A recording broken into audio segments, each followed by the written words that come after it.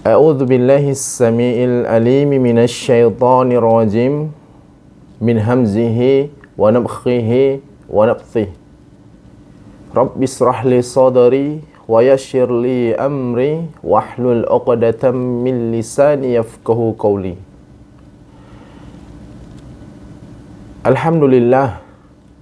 Alhamdulillahilladzi hadana li hadza wa ma kunna linahtadiya laula an hadanallah.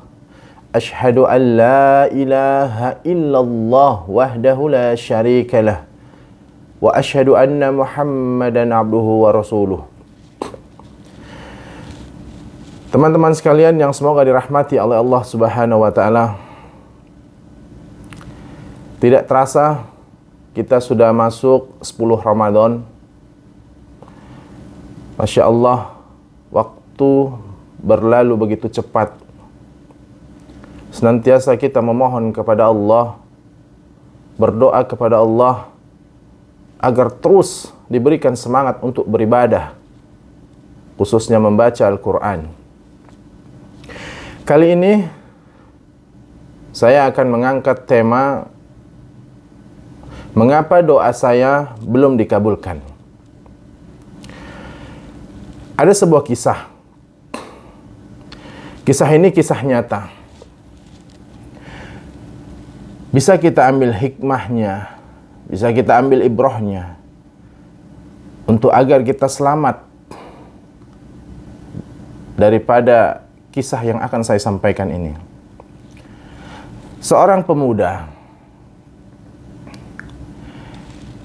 dia mengabdi kepada suatu yayasan.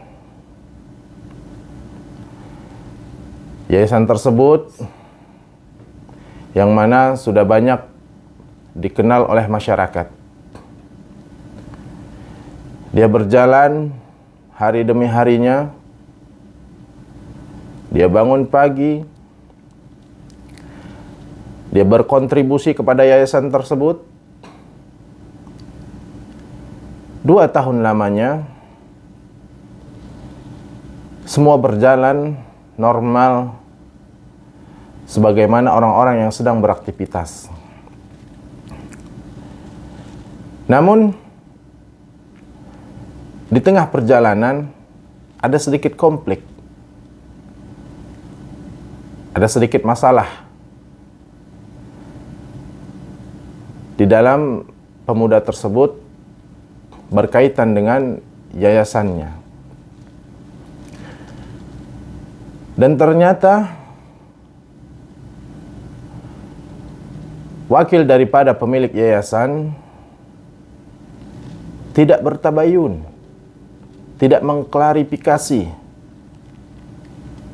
atas apa yang telah terjadi kepada pemuda tersebut.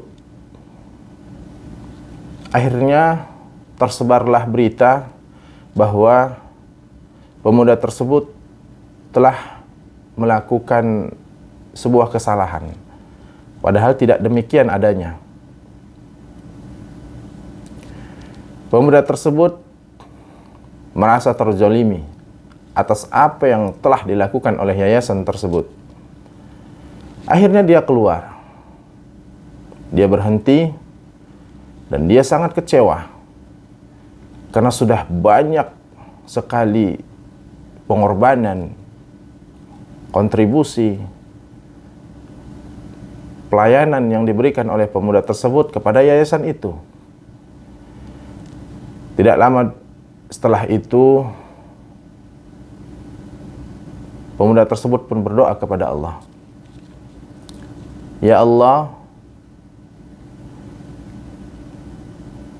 tutuplah yayasan ini karena dia telah zalim kepada hamba.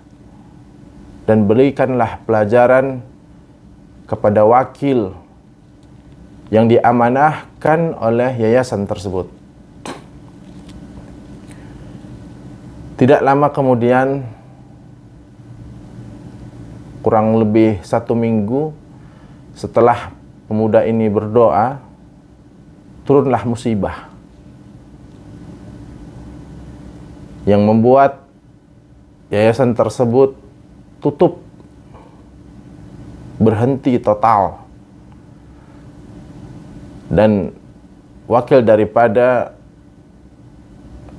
pemilik yayasan tersebut akhirnya berhenti. Teman-teman sekalian yang semoga dirahmati oleh Allah Subhanahu wa taala, apa yang kita ambil ibrahnya? Ada 3 doa yang diijabah langsung oleh Allah Subhanahu wa taala. Yang pertama adalah pemimpin yang adil, kemudian orang yang sedang dalam berpergian atau bersafar, dan yang ketiga adalah doa orang yang sedang dizolimi. Lalu, kenapa doa saya belum dikabulkan oleh Allah Subhanahu wa taala? Teman-teman lihat ibrahnya. Ini kisah nyata. Apa yang teman-teman saat ini doakan, mintakan kepada Allah, kenapa belum dikabulkan? Coba cek muhasabah. Mungkin ada hati-hati yang terluka di sana. Mungkin ada hati yang telah dikecewakan di sana. Mohon ampun kepada Allah, perbanyak istighfar.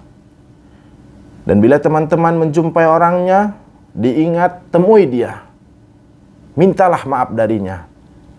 Bisa jadi ini penghambat teman-teman belum bisa terlepas dari gangguan syaitan. Laknatullah alaih. Bisa jadi ini penyebab teman-teman sekalian belum menemukan jodohnya. Bisa jadi ini penyebab teman-teman belum diberkahi usahanya. Maka dari itu, hati-hatilah terhadap lisan. Rasulullah sallallahu alaihi wasallam bersabda dalam sebuah riwayat, ada pemuda meminta nasihat, berkata kepada Rasulullah, "Ya Rasulullah, apa amanah, apa nasihat yang terbaik buat hamba?" Tanya pemuda itu kepada Rasulullah. Lalu Rasulullah bersabda, "La taghdab, la taghdab, walakal jannah." Jangan kamu marah. Jangan kamu marah, maka bagimu surga. Jadi ketika lisan kita tidak terkontrol, maka yakinlah ada syaitan yang mengiringi keluarnya kata-kata itu, sehingga tidak bisa diredam dan menyakiti, mengecewakan orang yang sedang kita ajak komunikasi. Hati yang kotor itu akan membawa pelakunya kepada kehancuran. Hati yang kotor membawa pelakunya kepada hal yang tidak bermanfaat baginya.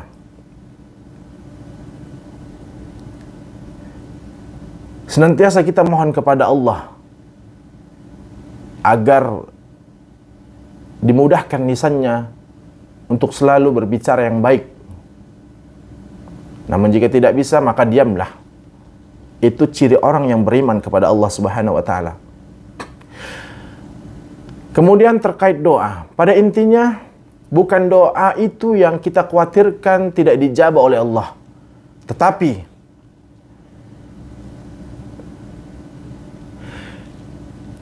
doa tersebut adalah bagian dari ibadah. Dan kita mohon kepada Allah agar senantiasa diberikan hidayah, taufik untuk senantiasa tiap hari berdoa kepada Allah. Karena doa tersebut pasti dikabulkan oleh Allah. Karena dia ibadah. Ketika kita ikhlas meminta doa yang baik-baik kepada Allah, pasti Allah kabulkan. Yang pertama, doa itu dikabulkan oleh Allah di dunia sebagaimana apa yang kita minta. Kemudian doa itu dikabulkan oleh Allah, tetapi apa yang kita lakukan sehingga kita terhindar dari segala musibah mungkin karena doa-doa kita. Dan yang terakhir adalah doa itu akan berbentuk pahala kelak di yaumil akhir.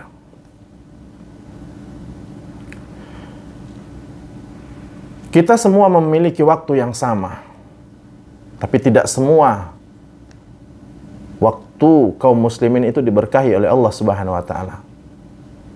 Jangan pernah putus membaca Al-Qur'an, karena Al-Qur'an itu adalah petunjuk bagi kita, solusi bagi kita,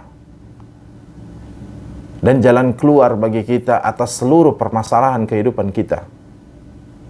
Syaitan laknatullah alaih dari golongan jin tidak akan pernah ridho kepada kita apabila kita dekat dengan Al-Quran. Mumpung masih bulan Ramadan, tidak ada jaminkan kita hidup tahun depan di bulan Ramadan. Betapa banyak saudara-saudari kita, bahkan orang tua kita yang saat ini tidak lagi bisa bersama kita berbuka puasa, bersama kita satu meja memakan santapan sahur. Ini adalah bulan yang penuh berkah. Perbanyaklah doa.